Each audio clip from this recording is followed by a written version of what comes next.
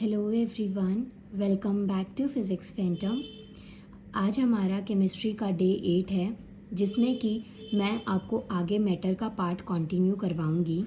देखिए, इससे जो पहले पार्ट था ना मैटर, जिसे हम हिंदी में पदार्थ कहते हैं, उसमें मैंने आपको पढ़ाया था। मैटर में दो चीज़ें पढ़ाई थी, प्योर इम्प्योर और मैटर की डेफिनेशन विद एग्जाम्पल। आगे आज मैं आपको इम्प्योर पढ़ाऊंगी। जो मैटर है, देखिए यहाँ पे इसके दो पार्ट्स में डिवीजन है। एक हो गया प्योर मैटर और एक है हमारा इम्प्योर, जिसे कि शुद्ध और अशुद्ध कहा जाता है। अब जैसे जो प्योर मैटर है, इसमें हमारे पास दो डिवीजन होता है, एलिमेंट और कंपाउंड का। सो आज हम इसी को आगे कंटिन्यू करेंगे। इससे पहले वाले लेक्चर में, जो कि हमारा डे 7 था केमिस्ट्री कंसेप्ट का, इसमें मैंने आपको प्योर मैटर कंप्लीट पढ़ा दिया था। आज मैं आपको इम्प्योर पढ़ाऊंगी कि क्या होता है ये, किस तरीके से इसका डिवीजन है। अब यहाँ पे देखिए, इम्प्योर में हमारे पास दो टाइप्स आते हैं। एक आता है होमोजीनियस और हेट्रोजीनियस। होमोजीनियस में हमारे पास में एग्जाम्पल है H2O प्लस शुगर या सॉल्ट का मिक्सचर, मतलब कि समांगी मिश्रण और विषमांगी मिश्रण। ये दो टाइप के मिश्रण होते हैं इसमें। पहला आता है हमारा समांगी होमोजीनियस।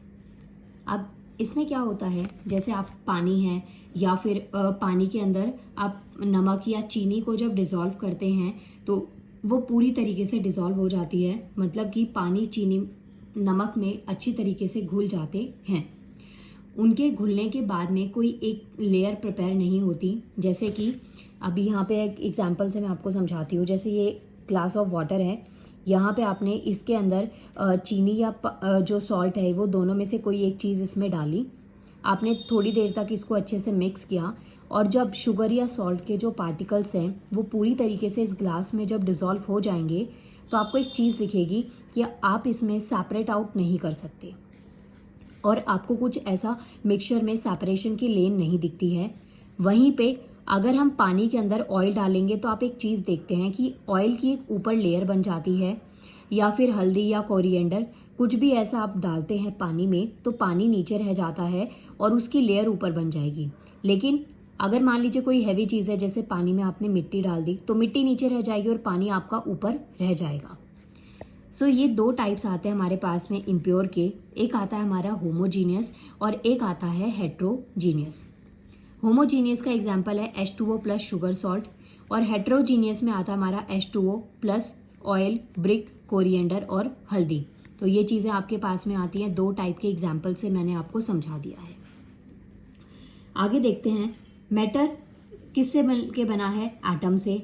और ये एक इनडिविजिबल और स्मॉलेस्ट पार्टिकल ऑफ मैटर होते हैं। क्या? एटम, तत्व।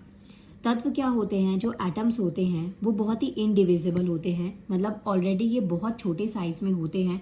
बहुत ही छोटे छोटे पार्टिकल्स होते हैं मैटर के, पदार्थ के, जिसको कि आप बाकी बाद में डिसॉल्व या सेपरेट आउट नहीं कर सकते हैं, या किसी और चीज़ में आप इसको नहीं डाल सकते हैं। अगर हम एटम की लेटर थ्योरी की बात करें तो एटम क्या है? इनडिविजिबल है, 3 सब एटॉमिक पार्टिकल्स हैं और फंडामेंटल पार्टिकल हैं। तो ये चीज़ आपके पास में आती है कि एटम क्या है? एक इंडिविजिबल है, 3 सब एटॉमिक पार्टिकल्स इसमें आते हैं, फंडामेंटल पार्टिकल्स होते हैं। 3 सब एटॉमिक पार्टिकल्स से हमारा जो मैटर है वो बनता है। वो कौन कौन से 3 सब एटॉमिक पार्टिकल्स हैं? यहाँ पे मैंने लिख दिए हैं। पहला है प्रोटॉन, इलेक्ट्रॉन और न्यूट्रॉन। ये 3 होते हैं, जिसमें कि प्रोटॉन पे चार्ज पॉजिटिव होता है, इलेक्ट्रॉन पे चार्ज नेगेटिव होता है और न्यूट्रॉन के ऊपर कोई चार्ज नहीं होता है। नो चार्ज होता है न्यूट्रॉन पे। तो ये हो गया P, E और N। अब बात करते हैं इसकी डिस्कवरीज की। अब देखिए, P की जो है, मतलब कि प्रोटॉन को डिस्कवर किन्होंने किया? गोल्डस्टीन ने और रदरफोर्ड ने। दोनों की इनकी थ्योरीज हैं। लेकिन जो रदरफोर्ड है ना, उन्होंने न्यूक्लियस को, जो केंद्रक होता है, उसकी डिस्कवरी करी थी। अगर क्वेश्चन आए कि जो रदरफोर्ड जी हैं, इन्होंने न्यूक्लियस केंद्रक को डिस्कवर किस एक्सपेरिमेंट के थ्रू किया था? सो आंसर होगा आपका गोल्ड फॉइल एक्सपेरिमेंट। सोने की जो फॉइल होती है उसमें से रेस को पास किया गया था, जिससे कि इन्होंने न्यूक्लियस को डिस्कवर किया था। ये जो एक्सपेरिमेंट है गोल्ड फॉइल एक्सपेरिमेंट, इसके थ्रू बताया गया था कि जो न्यूक्लियस है वो कहाँ पे एटम में एग्जिस्ट करता है।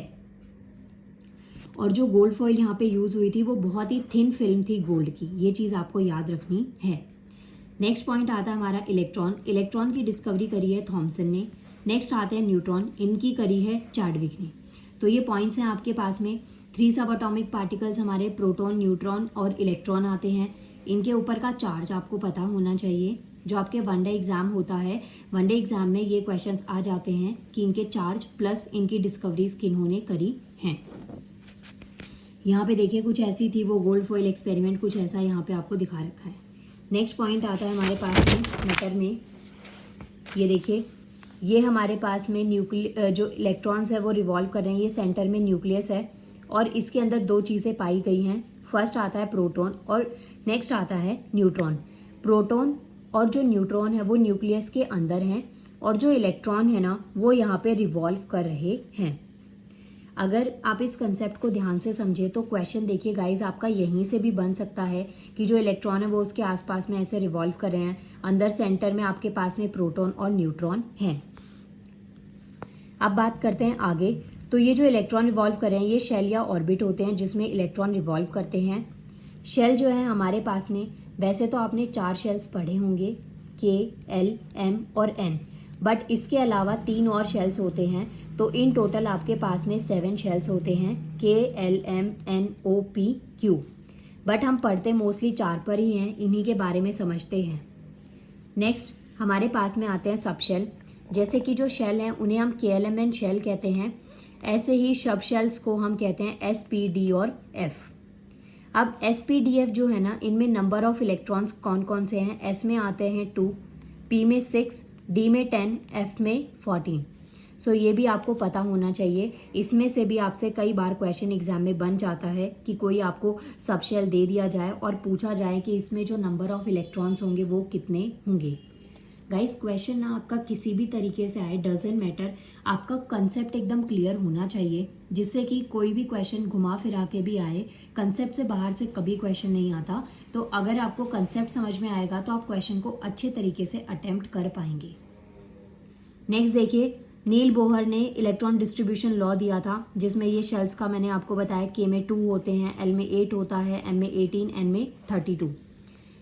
जैसे हमारे पास में SPDF में ये शेल्स में नंबर ऑफ इलेक्ट्रॉन्स हैं, ऐसे ही हमारे पास जो KLMN शेल्स हैं इनमें भी नंबर ऑफ इलेक्ट्रॉन्स आपको दे रखे हैं। सो ये हो गया हमारा टॉपिक कंप्लीट। अब इसमें एक चीज़ और पॉइंट, 2 क्वेश्चंस मैंने यहाँ पे आपको दे रखे हैं जो एग्जाम में आए हुए हैं। ऐसे टाइप से क्वेश्चंस आपके इस टॉपिक से रिलेटेड बन जाते हैं।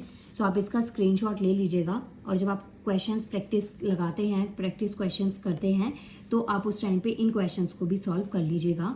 नाउ गाइस मिलते हैं नेक्स्ट वीडियो में विद नेक्स्ट टॉपिक।